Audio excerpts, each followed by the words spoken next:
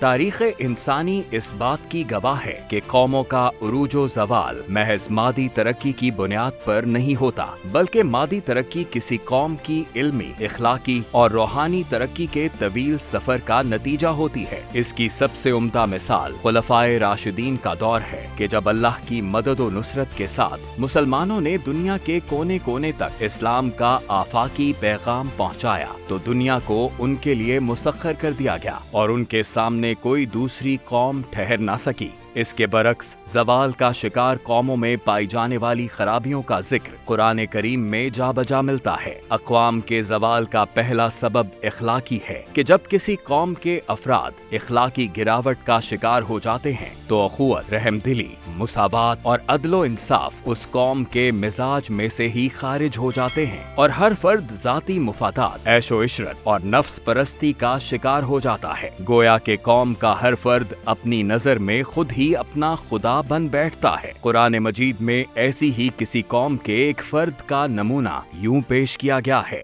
کبھی تم نے اس شخص کے حال پر غور کیا ہے جس نے اپنی خواہش نفس کو اپنا خدا بنا لیا ہو؟ قوموں کے زوال کا دوسرا بڑا سبب علم سے دوری اور جہالت کو اپنانے پر ضد کرنا ہے۔ ایسی قوم کے افراد میں صحیح اور غلط کا معیار علم و دانش نہیں بلکہ قومی، نسلی، علاقائی، لسانی اور مسلکی تعصبات ہیں۔ وہ ان تعصبات کی زد سے نکل کر کوئی بھی فیصلہ کرنے کی صلاحیت سے محروم ہو جاتے ہیں اور نتیجے کے طور پر معاشرے میں فساد اور قوم کے زوال کا باعث بنتے ہیں۔ قرآن مجید میں ایسی ہی قوم کے لوگوں کے بارے میں ارشاد فرمایا گیا ہے: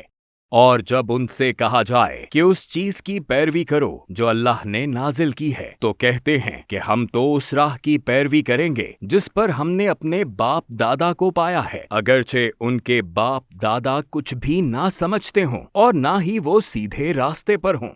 اسی طرح زوال پذیر اقوام کی خرابیوں میں ایک یہ بھی ہے کہ انہوں نے اپنے زمانے میں انبیاء علیہم السلام کی دعوت یعنی اللہ کی دھرتی پر اللہ کے نظام کو قائم کرنے سے انکار کیا اور حقیقی روحانی فیض اور آسمانی ہدایت سے محروم ہو گئے۔ اپنے قول و عمل سے اللہ تعالیٰ کے احکامات کا انکار کرنے والی یہ اقوام یا تو واضح طور پر اللہ کے عذاب کا شکار ہو گئیں یا وہ گمراہی میں بھٹک کر اپنے ہی غلط طور طریقوں کی وجہ سے دنیا و آخرت تباہ کر بیٹھی۔ ان کا حال قرآن کریم میں یوں بیان ہوا ہے: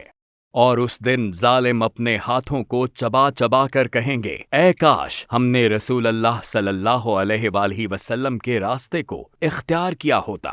بحیثیت مسلمان آج ہمیں قرآن مجید میں بیان کردہ گمراہی کے ان اسباب کو انفرادی اور اجتماعی سطح پر اپنے اندر سے ختم کرنے کی ضرورت ہے۔ اس کے لیے ہمیں اللہ اور اس کے رسول صلی اللہ علیہ وآلہ وسلم کے وضع کردہ نظام خلافت کے احیاء کی جدوجہد کرنا ہوگی تاکہ ہم وطن عزیز پاکستان کو حقیقی معنوں میں اسلامی فلاحی ریاست بنا کر اللہ کی ناراضگی کے بجائے اس کی خوشنودی کے مستحق بن جائیں۔